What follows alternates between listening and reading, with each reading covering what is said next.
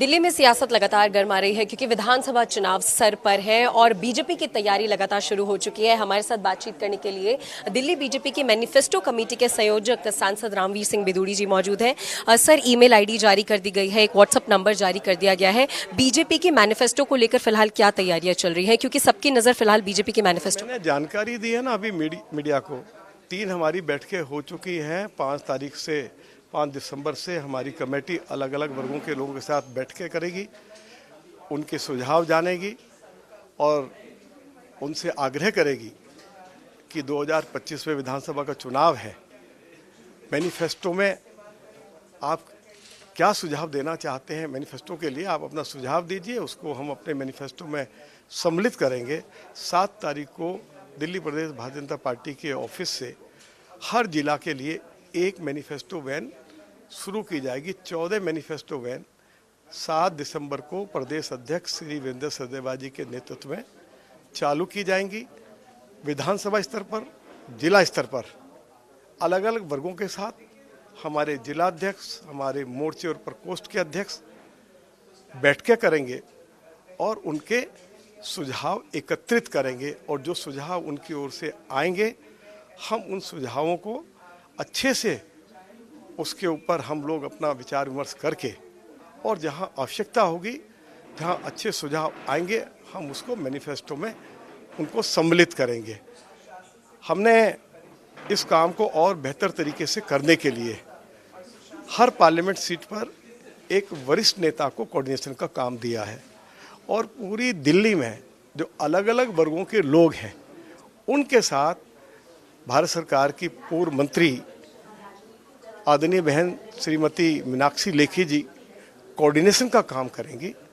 तो सारा काम अब तेजी से आगे बढ़ गया है और इस सारे कार्य को हम अगले 10 दिन में पूरा कर लेंगे। सर, अरविंद केजरीवाल की योजनाओं की बात की जाए तो एक फ्री कल्चर है कि फ्री पानी, फ्री बिजली दिया जाएगा। उनका कहना है कि अगर वो हारते हैं, सत्ता में नहीं आते हैं तो फ्री चीजें नहीं मिलेगी। तो क्या बीजेपी भी अपने मैनिफेस्टो में ऐसे कुछ योजनाएं अपना?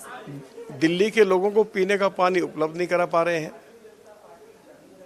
डीटीसी के पास बसें ही नहीं है, महिलाएं स्टैंड पे खड़ी रहती है और बिजली के नाम पर दिल्ली के लोगों को लूटा जा रहा है। दिल्ली में सबसे महंगी बिजली आतिशी की सरकार दिल्ली वासियों को उपलब्ध करा रही है।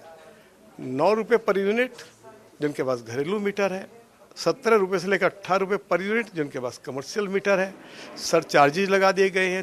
3 बार दिल्ली के अंदर बिजली की दरें बढ़ाई गई हैं। लोगों को अनाप शनाप बिजली और पानी के बिल भेजे जा रहे हैं। हम इसको भी ठीक करेंगे और हम पानी की उपलब्धता भी बढ़ाएंगे। हम डीटीसी के लिए कम से कम 10,000 इलेक्ट्रिक बसें भी हम लोग लेकर आएंगे जिससे कि हमारा ट्रांसपोर्ट सिस्टम वर्ल्ड क्लास बन सके। और इसके साथ साथ जो बिजली की बात है, जो सरचार्जेज लगाए गए हैं, कुछ घोटाले हुए, उनकी जांच पड़ताल भी करेंगे और हम इन सारी जो योजनाएं हैं जिनके बारे में वो कह रहे हैं हम बंद कर देंगे, हम इनको तो जारी रखेंगे। इसके साथ जैसे ही दिल्ली में भाजपा की सरकार बनेगी, हमारी कैबिनेट की पहली बैठक जो है वो आयुष्मान भारत योजना को लागू कर देगी, जिससे कि हमारे वरिष्ठ नागरिकों को, चाहे वो अमीर हों चाहे वो गरीब हों, उनको 5 लाख रुपए तक का मुफ्त इलाज उपलब्ध हो सके। 70 साल से जिनकी उम्र कम है उनको भी ये सुविधा उपलब्ध हो सके। तो ये काम भी दिल्ली में भाजपा की सरकार करेगी। ओल्ड एज पेंशन बंद है, राशन कार्ड बनाने का काम बंद है।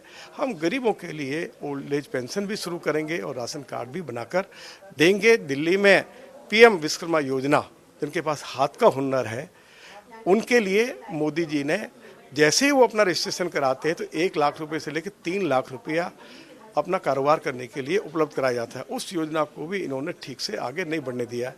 तो ये सारी जो गरीबों के लिए योजनाएं मोदी जी की सरकार के द्वारा पूरे देश भर में चलाई जा रही हैं, उनको दिल्ली में भी बेहतर तरीके से आगे बढ़ाएंगे।